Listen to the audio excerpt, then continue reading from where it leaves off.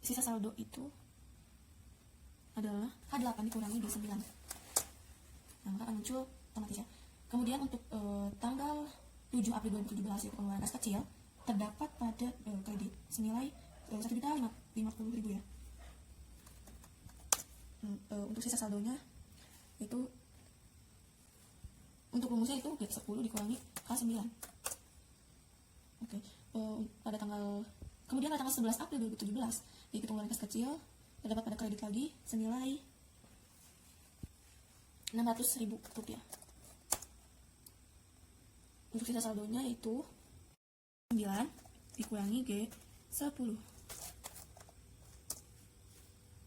Untuk tanggal 11 April 2017 yaitu pengeluaran kas kecil terdapat pada kredit lagi senilai Rp600.000. Maka sisa saldonya itu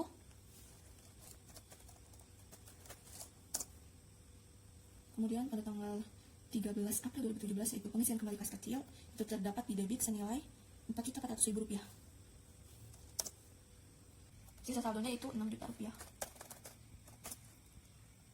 Kemudian pada tanggal 15 April 2017 pengeluaran kas kecil itu terdapat pada kredit ya dengan senilai Rp3.500.000.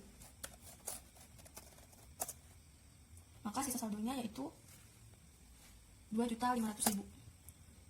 Kemudian pada tanggal 20 April 2017 terdapat pengeluaran kas kecil itu di kredit senilai Rp800.000. Maka sisa saldonya yaitu Rp1.700.000. Maaf, kurang nolnya.